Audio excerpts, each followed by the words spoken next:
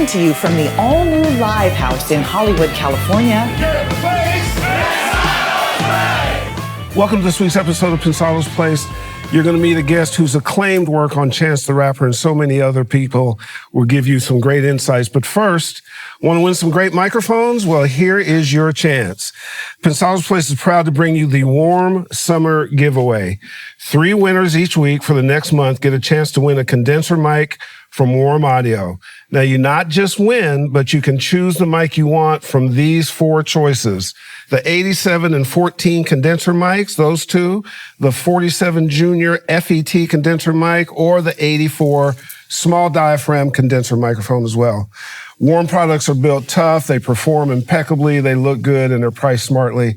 The owner, Bryce Young, that's his philosophy, and he delivers pretty much on everything. Absolutely. To enter, it's pretty easy. Go to warmaudio.com/warm-summer-giveaway. That's warmaudio.com/warm-summer-giveaway. Fill out all the information, read the details so you know all that stuff, and then look for your name to be drawn. 3 winners each week, and we start announcing them next week.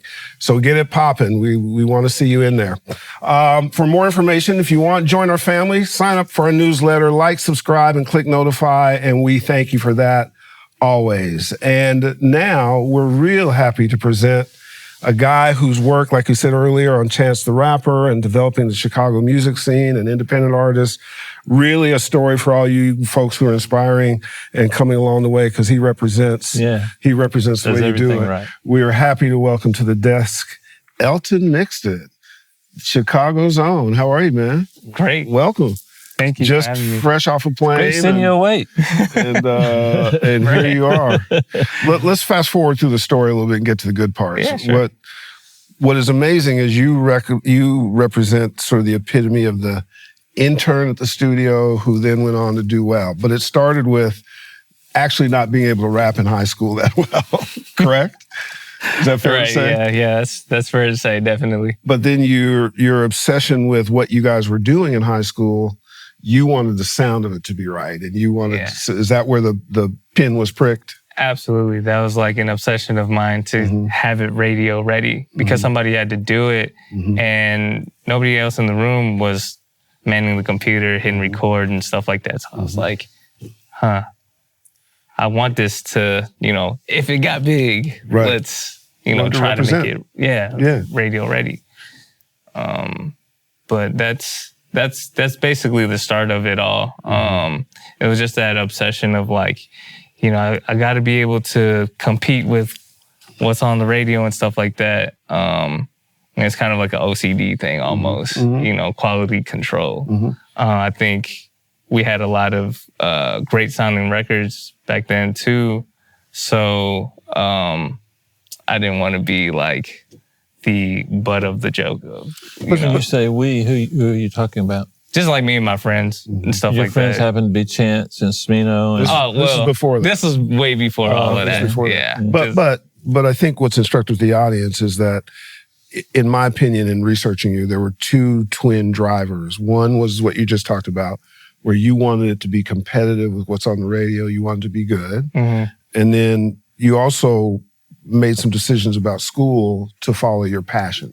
Yeah. Right? So instead of going to school, you followed you went a couple times and said, this ain't for me. And took the passion of you wanting the stuff that you worked on, your friends worked on, to be good, and your passion for what you wanted to do. That resulted in an internship at Classick Studios, right? Where you were taught almost everything. You were self-taught, right? Self-taught through Chris Classick, who's owner of Classick Studios, and Smino's manager, and honestly, Pensado's place. I watched you guys from the very first episode back in 2011, 2012, somewhere around there. So you owe us royalties. We gotta get the lawyer on the phone. Right, exactly. No, that's that. Well, first of all, thank you for that. I mean, it's amazing that the tool really worked. But I think along with that passion, and we tell our audience this all the time, you are the epitome of of being prepared meets opportunity. Like while you were busy learning, and then, you know, people ended up in the studio and you either took a shot or they took a shot. Is that how the process worked for you? Yeah, basically, there's a lot of trial and error. You know, I had a lot of, there's a lot of like late nights and just late sessions. I think I'm like first started getting sessions. I didn't really get sessions. I seeked out sessions. I made ads on like Craigslist, and those were like some of the craziest sessions that I've ever been in.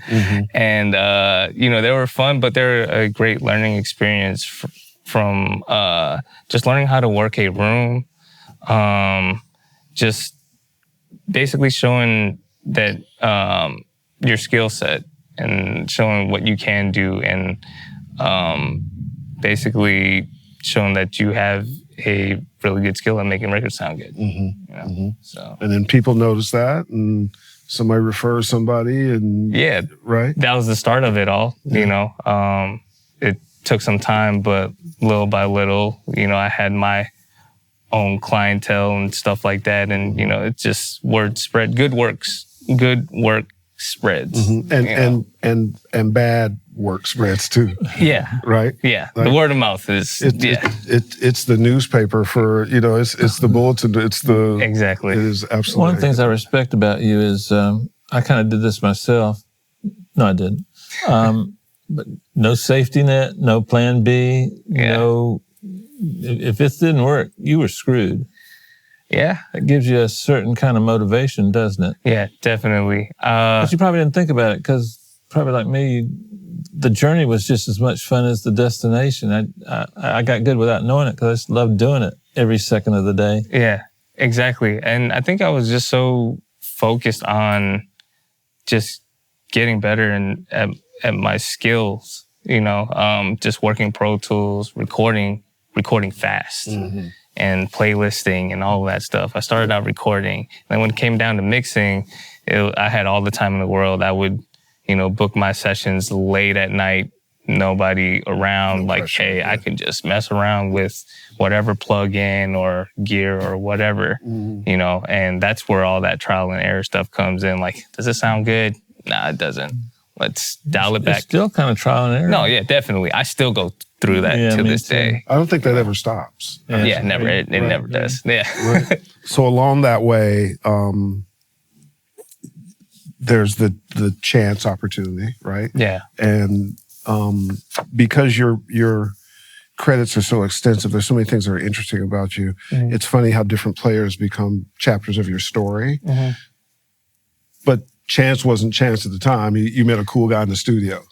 In a sense, yeah. So first time I kind of met Chance, it was like, all right, I walk into the studio, which was a house at the time, and Chance is sleeping on the couch, and one of my friends like, you know, somebody's sleeping, he's waiting on the session at like 6 o'clock in the morning. Right. Because that was the only time that was available and he really needed to get in for whatever reason. And at this time, 10 Day had dropped, which was like one of his first mixtapes or known mixtapes, and it was buzzing all over Chicago. Fast forward, like my friend had worked all day. The session was late at night. And it was with Chance, and it was a free session. And I noticed how tired he was looking, so I was like, hey, if you don't want to do this right now, like, I'll more than happy to step in for you and you get some rest, if, you know what I'm saying? Like, I was just looking out for him and stuff. He could have said no, could have said, I got this, but it looked like he really needed that time, you know? Sure enough, worked with him once. You know, he books again next week, and it's with me. I think we did a Childish Gambino record for one of his mixtapes. And now this friend is now an ex-friend. No. No, we're still really close, actually. One of my closest friends, it's Jeff Jackson, actually.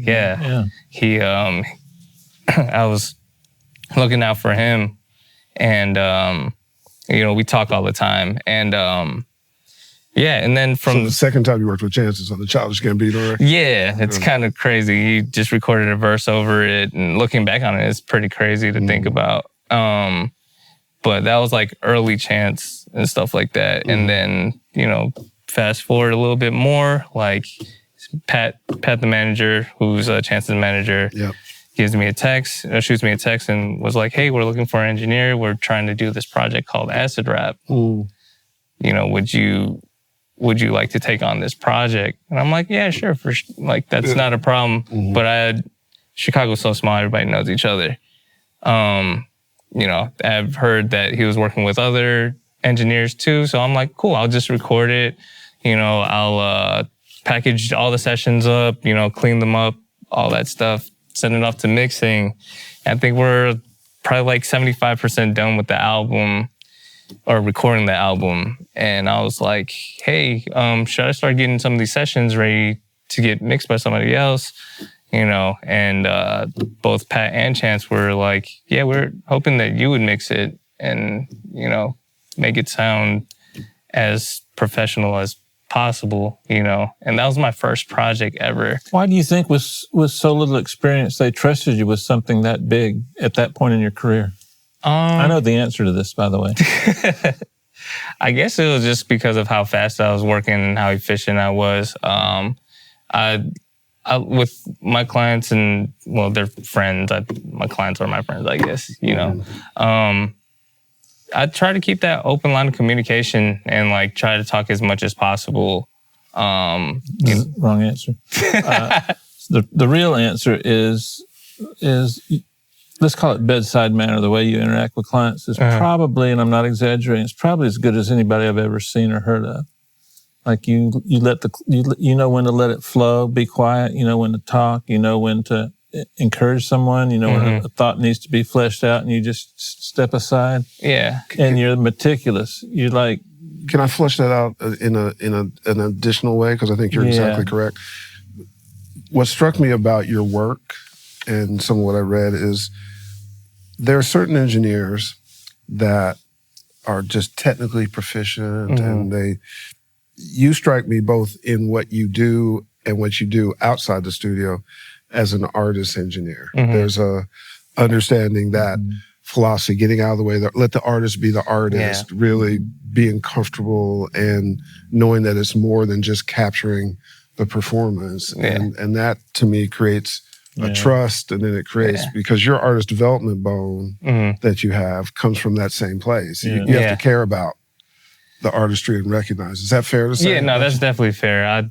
I really care about every single artist that I work with. You know, I think for Acid Rap, and for all the artists that I work with, when I have to, like, record and stuff, like, I would go into the booth like, hey, Chance, like, give me 1 second. I'm coming into the booth. I got to fix this mic. I got to capture this tone. You know, I have to capture, like, how you actually sound when I'm listening to you talk.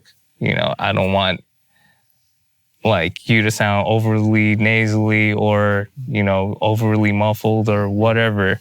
I want to capture your true tone. So let me just adjust this just real quick. And, you know, that little meticulous things like that pay off at the end. Big time. I think your gift, among many, is vocals. Explain the Noname project, Shadow Man. What was that? Telephone. Oh, anyway, there were some features on there that were recorded by somebody else, and then take it from there. Oh yeah, Shadow Man. Explain how you move the mic all the time. Yeah, so that song actually had to get re-recorded. Like I think all the verses had to get re-recorded. There was just verses on there that didn't. Well, when you got it, the verses were all recorded except for Noname, and you had to record her vocal. And when you did, they didn't like the sound of the other vocals. Yeah, so everybody. Being nice. I told you not to be polite. Yeah, so I had to just recapture everything, you know, because I didn't record it initially, but you know, once I recorded Noname, everybody was like, "All right, yeah, we have to make this. We have to sound like a premium." this has to sound like a premium record, you know, and that was such a standout on the Telephone record. And, you know, I don't think that would have happened if it didn't get re-recorded, you know, and that just gets, that just goes to show how important it is to, you know, capture, you know, tones and stuff like that, and miking. And it also shows something else to me, which is you have to have an internal brand standard. Like you have to know when it's not good enough for you. Yeah. Right? Because in order for me to trust you, you have to set a bar where I go, oh, wow, like he's looking out for something. So there's something inside you that you know doesn't meet your standard. Yeah. Right? Yeah. Every time I've learned to listen to that a lot more often these days. And when the time is right, voice that. And I guess that's why a lot of artists want to come by and work with me these days. And so, you know, I try to stick with those guns, and, you know, because at the end of the day, I think we all know, like, within ourselves, what we believe is good, you know, or good enough, you know, to be presented to the world. You know, and I think that's really important when making records. You spent a whole day working on a vocal. You're my hero. I got you by a few hours, but if you work hard, maybe you can capture my record. I got 18 hours on one vocal. Oh, that's crazy. That's not the right way to be. But it wasn't recorded by you. It was recorded. Yeah. It was recorded.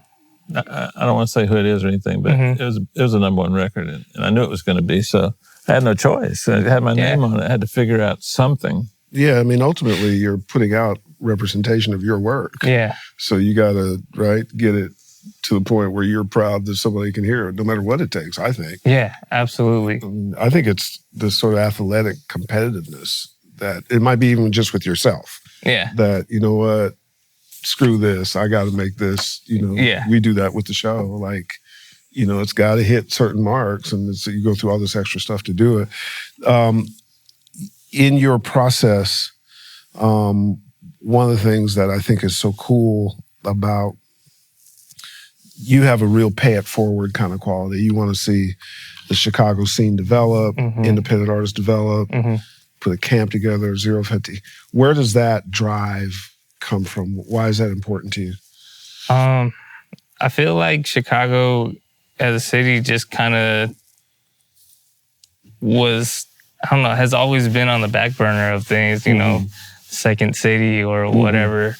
Like, I just feel like we have so much talent there that, and really skilled people there that, you know, why can't we just all win? You know what I'm saying? I think we get looked over a lot. A lot of artists, producers, managers, whoever, engineers, you know. And, you know, we started to see a little bit of a change because I think a lot, we've built a community over the years, where that community, like, was willing to work with each other. Sometimes no, but nowadays we're trying to change the narrative of that. You know, I've seen a few artists that came from Chicago that have openly said that Chicago is a, like, crabs in a bucket city. You know, one person makes it out or tries to make it out, and, you know, everybody else tries to pull them back down. Yeah. But I think we're trying to change that. You know, slowly but surely. We just need a little bit more of a structure and just more open line of communication with one another to build, you know, our industry there. Is the is the Zero Fatigue Collective part of building that? Yeah, absolutely. Pivot Gang, like with Saba, and like just Chance and all his friends, and like all the artists that are coming up, like it's kind of cliquish, but everybody knows each other. The community is small, actually pretty small. Everybody knows each other's business, and in good ways, some bad ways, whatever. But at the end of the day, we're in it together, and you know, it's not going to help one from hating each other, hating on each other, and like competing with each other. I mean, it doesn't have to be, you know, we got to cross this finish line before everybody else. It's not like Atlanta, where like Atlanta was somehow able to pull that off. Yeah. Because there was a time when I was still living there where it was a little crabs in a barrel, and then a couple of big successes are what I think made everyone kind of want to start working together. Yeah. And there were a couple of major players who you could rally around, like Coach K and people like that. So absolutely, it takes a minute, but I think it's worth it because all boats rise on an incoming tide. You know. I also think it's true of every city. I think that these collective, 1,500 here, Toronto. There's people have now decided that the system has to have an infrastructure. To develop themselves and to be part of a camp and to, you see that. Now, what's cool about Elton, L10MIXEDIT, is he's got this sort of mild-mannered kind of thing, but he will go and bum rush a session he wants to be part of. Didn't you go down to Atlanta and bum rush your way into tell us about that. So, I wasn't salty or anything. See, it's the smiling thing. I wasn't salty. I'm gonna remember that. But you wanted that call. I wasn't salty that I didn't get, because I'm just an engineer or whatever, and that camp was basically for artists, producers, songwriters, and stuff. But in my head, I'm thinking, well, you have all these entities that are involved with music. I'm sure they have engineers over at Tree Sound, and they definitely did.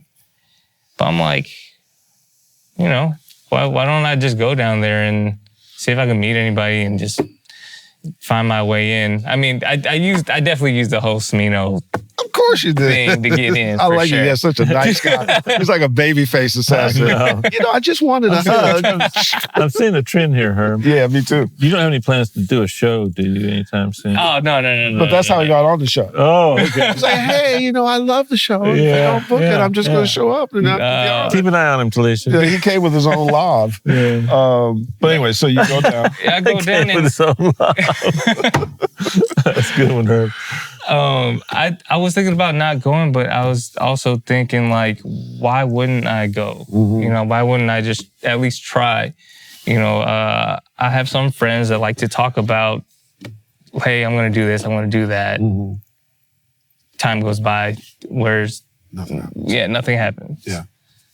I take things like that and, I just think about it and just go do it. You know what I'm saying? That's actually how I got to kind of work on this new Chance album too. I figured if I could lend a helping hand down there, my whole goal was to meet people down there and kind of like, build relationships and stuff like that. You just have to go do it. Rather than just talk about it like, I got to network more. I got to do this, that, and the third more. But so this was the Dreamville project. It was Dreamers 3, is that what it was? Revenge of the Dreamers 3. It was a huge camp of folks working on this, right? It was insane. So Bedside Studios down in Atlanta, it was like super secluded. It took me like an hour to get there from where I was staying. And the whole facility was being used. As an engineer, I brought my Apollo through because I didn't know what computers were available. I brought my Apollo. I brought my laptop. I'm sure they had mics, so I was just like, okay, for sure, cool. So I go there, I set up with my Apollo and stuff like that. I record like 1 million rappers. And, once they're done with that record, another producer comes in and starts making a beat. So at that time, I'm thinking, hey, I'm going to make the most out of this time, and I'm going to take my entire setup, go into the hallway, and put my headphones on and just mix the record to, because my mind is to have it sound as close to the final as possible. I'm doing like, I'm silence stripping and stuff like that, and making sure everything is fine, because the recording conditions that we were in there, it was insane. It was a free for all. I bet. It was great, and I think Mez did such a great job with that record, from mixing it with vocals coming from every which way, rooms filled with other artists, people just talking in the background and stuff like that. But I think he did a really great job. It sounds really cohesive. But, you know, my job was to, you know, just get the record sounding as ready as possible. So when they press play, whenever they had their big meeting of like, hey, what songs do we want to get on this project? And sure enough, I did my job well enough to land 2 records that I worked on. Wow. On the project. So out of hundreds of records. Hundreds. Literally hundreds of records. Unbelievable. And it's certified gold. Right? Nice. My man. My man. I want to ask you something. In the interest of complete honesty and everything, I'm going to rip off a couple of things from you, because you've ripped off a few things from me, because I can tell, I hear them in your work. So on Glass Flow, when Raven goes out, when she stops singing, you fade her out to the left as she stops singing, and then when Smino comes in, you bring him in from the right and pan him to the middle. That's brilliant, brilliant. That's some like next level L10MIXEDIT stuff or Seth Firkin stuff, you know. And so. That's mine now. So it will always be known as the Dave Pensado technique from here on. Awesome. It's all yours, man. You can definitely. Okay. What he doesn't know is I do that on the mixes. That's good stuff, man. Yeah, thank you so much, Dave. You had mentioned, and the reason it's interesting to talk to you about the different artists you work on is, do you think that there is an Elton signature that they're going for, or is it that you define the work per artist and what they bring to the table? I think that's what makes it special. And I talked to you about this a little earlier, is getting to know my artists that I work with and like, you know, building that relationship with them. You get to know them and you kind of like, you know, have you ever seen like an Italian shoe being made? Yeah. So you carve out all the stuff that you don't need and stuff. That's like my approach to mixing, you know, kind of like, but you kind of like see what the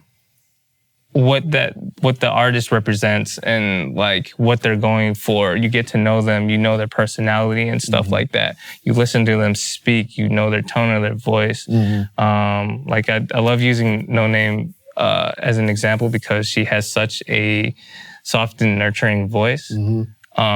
So, you know, I carve everything out according to that, and that is Noname sound. It's not so much my sound. Right. I just help it. Right. You know, with chants and stuff like that. When we were doing acid rap, and even some of these newer records, we, you know, I've known Chance for some years now. I know how he's supposed to sound. So I'm carving everything out, and that's the Chance sound. Same thing with Smino. What's the vocal chain you use on Chance? Back then, it was a U87 Avalon 737 into a LA2A. Do you use that now too as well? No, I switched over for Chance. Yeah, for the new record, I didn't record him. I'm not too sure on what the chain was, but I'm pretty sure the mic was a vintage U87. I don't know everything in between, but I mean, yeah, that's. But it comes from you understanding how he should sound. Yeah, and just catering to those natural tones and stuff like that. You know, not taking out too much low end or taking out too much, you know, frequencies. How much fiddling do you do with the mic? Like on Noname, you fiddled a lot, it sounds like. Not too much. Position, I mean. Yeah, that's what I'm getting at. No, I don't really fiddle with it too much. I know her height, I know her tone, so like I just make sure the microphone is just placed right here where she's rapping.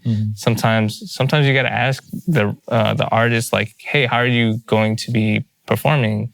You know, in the booth and stuff. Are you reading off your phone like this? Like holding your phone up like this? Okay, maybe you might position the mic a little bit higher? Or are you reading like this? Or whatever. And so, you know, I take those things into account and like meticulously just place it where I believe is best. Herb asked you about a signature sound. I think there is a signature to your sound.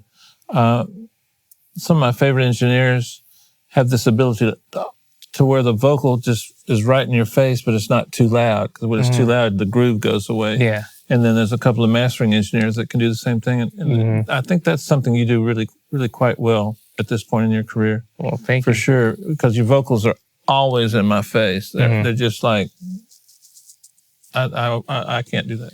Yeah, I like movement a lot too. Like just with certain, if I'm hearing like a little riff of like a guitar or something like that, I might pan that a little bit, like slowly pan it to the right or left or something like that. Or like if I hear a cool little vocal ad lib or something like that, I might do some panning as well. I just like a lot of movement. I listen to a lot of Ali's work, Derek's work, and yeah, I kind of took a little bit from that with some of the great things that he did with Kendrick. He's a master at panning.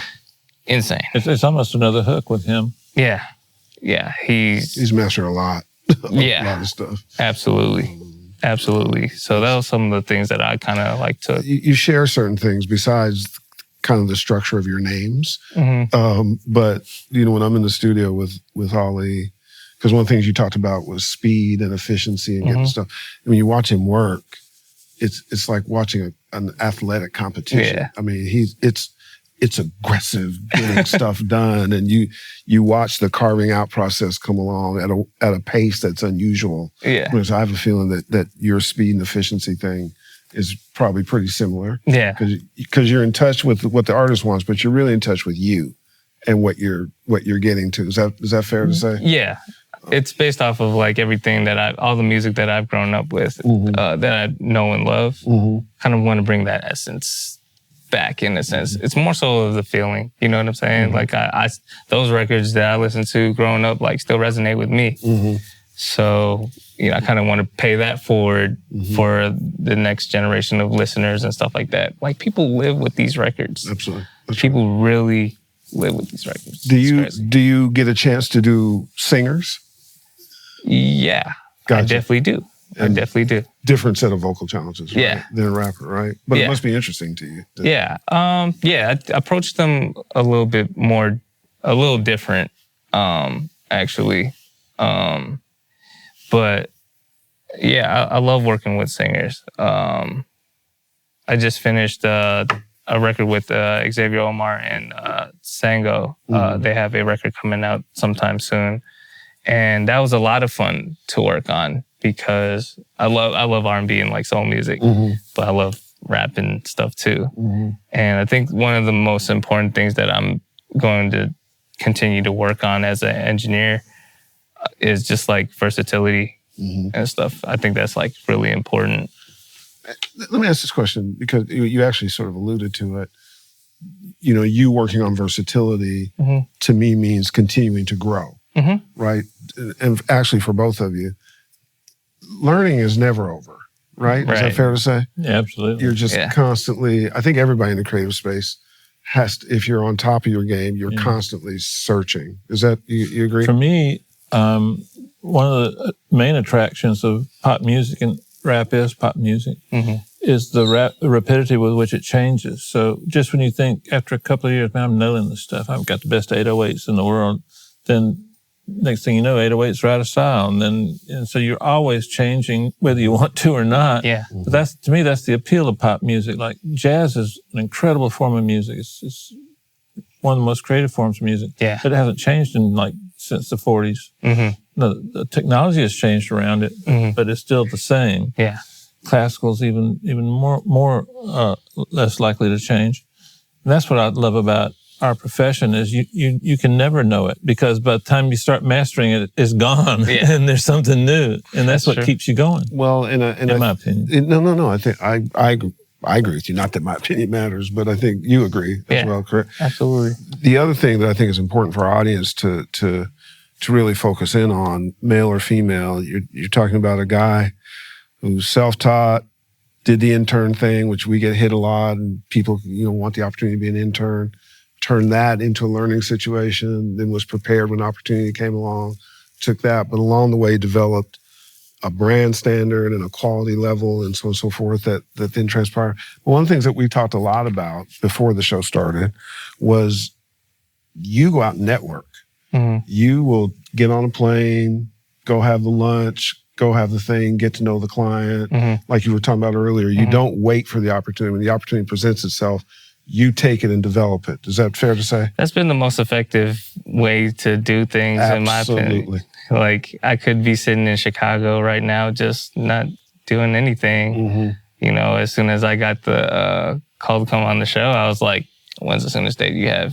I'm getting my ticket right now. I don't care. United. Right. Like, it was instant. And I've noticed how much I've progressed since implementing that type of mindset in my everyday life. Mm-hmm. So my advice is to just stop talking about it.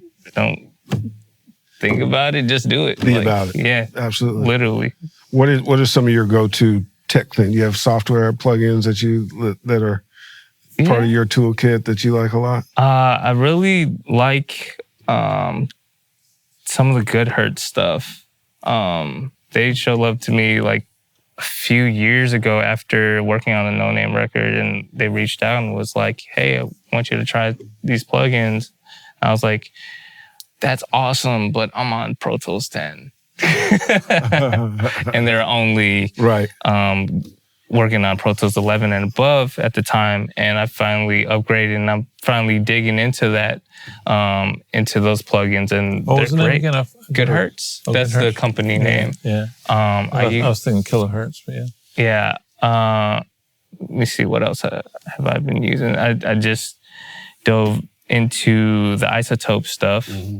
I think that was really cool. I've been meaning to try the Acoustica. Acoustica stuff's really good. Yeah, I've been hearing and seeing a lot of great things about that, those plugins and stuff like that. So I really want to get into that. Yeah. That's probably like the next plugin purchase. But I've been kind of diving more into like hardware these days. I kind of like the sound of it. I don't know what it is. Well, I was going to say, it's so interesting that you're just now diving. You're this good, and you're just now diving into stuff. I can finally afford it. Yeah, well, that makes a difference. Well, you can plug in for free. We can hook you up. On the hardware side, what's the stuff? What's your? So I've been summing. Just got what is it? The SSL Sigma. Oh, the Sigma. Yeah, I've been using that. And I just got a pair of distressors not too long ago. I'm looking for a converter next. I've been back and forth between a couple of them, but I really just need to shoot it out to kind of see how it plays. What works for you. But yeah, you might have to move up from the Apollo. Oh yeah, no, I definitely have. I mean, I'm working out of. I have two setups. I thought that was like really important. One is like a main home base setup, and I have a mobile rig. I was going to ask. Yeah, you got to be mobile. Yeah, right? I definitely have to be super mobile, especially because I was touring with Smino at the time. Yeah, so being everywhere and having to like mix certain records for other people, and then like Smino one day, hey, I kind of want to record. All right, cool. Like we got this all set. Yeah, it's just about being ready, staying ready.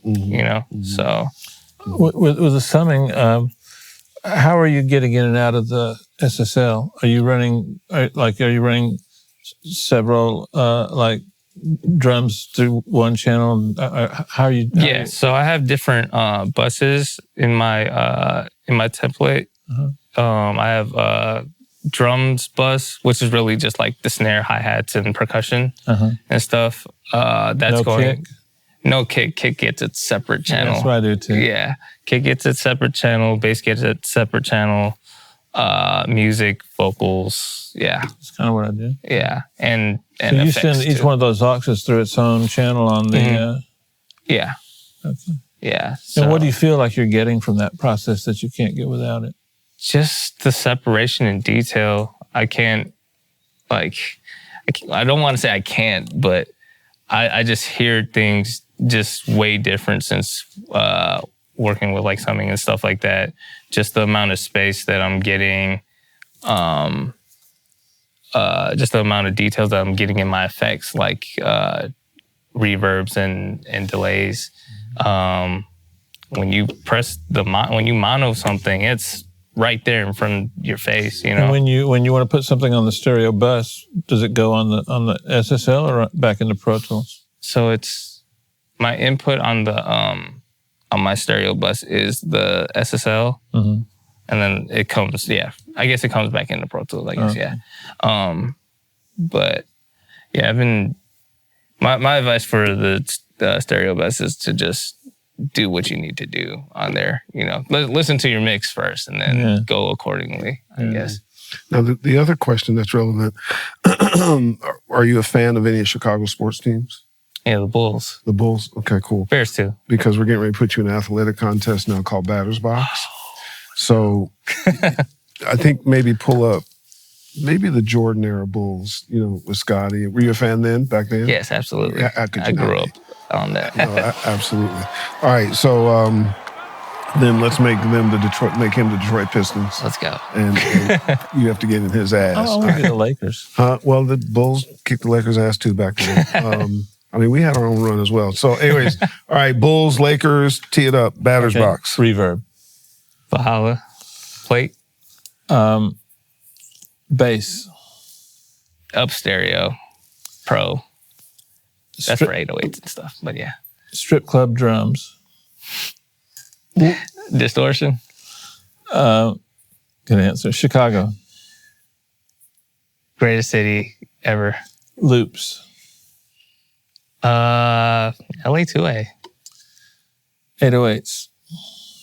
Dang, up stereo pro. And I had this written down, so I'm going to say it anyway. Stereo bus. Fairchild 670 by U Audio. Legacy. Synths. Renaissance X, that compressor thing. Yeah. I use that a lot too. Yeah. Limiters.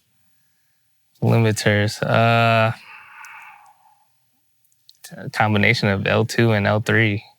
And the cheapest piece of gear you've used on a record that's somewhat known. Jeez. Man, you might have me, Dave. I wasn't ready for this one. Excuse me. iPhone headset. Yeah, that's pretty cheap. Yeah. What'd you do with it? Just like a skit or like a little voice. It was a voiceover on over a record. Okay. Yeah. So it was. Did you get credit for it? Yeah, it was actually. You can collect royalties. Because we've got some shows that'll show you how. It was actually Smino. He was just basically creating a mix tag for me.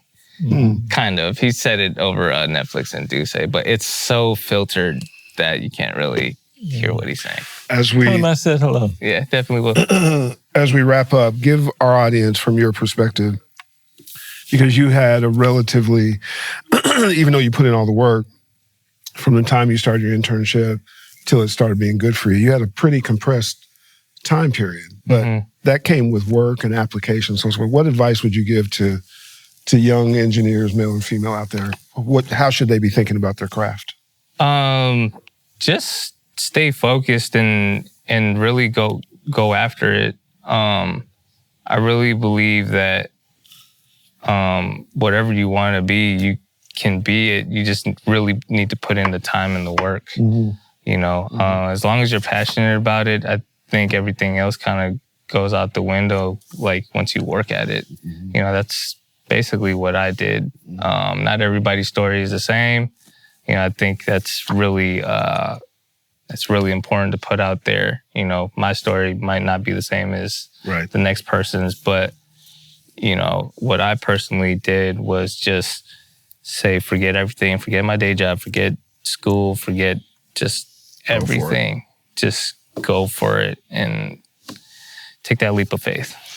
One of the things that's fun to watch is you get a sense of the future of the business and whose hands it's in. And in your hands, it's in a good thing. It's a good thing. It's my ending for the show. The idea that you care as much about your craft as the development of the scene in your town, as the application of artists being able to grow and so forth. And I think you give those equal measure. That says a lot about you. And man, we're proud to know you and glad you came on the show. Thank you so much. Thank you for having me. Such a pleasure. Dave, take us home. Herb uses the term soft skills, and I think we're sitting in front of one of the best I've ever seen and heard of at that. Why is that important? Because the complete package of a mixer that's going to be in the top 5 has to have soft skills. They have to be able to relate to the client. And I'm going to read you a couple of things that he's said in the past. Elton has, just to show you what type of person he is. And I think you should find a way to get these into your own skill set. Just get out of the way. Give the artist space. Don't talk too much. Record the vocals as natural as possible. Be meticulous about recording vocal artists. Be efficient to capture the magic. That's my favorite one. On and on and on. He's got several interviews out there. Read them, and you'll get a feel as to why I think within 5 years you'll be a top 10 engineer, top 5 for sure. Thank you, Dave. If you keep going at this rate, because you got everything that's required, and that's very rare, very rare. Check him out. We'll see you next time.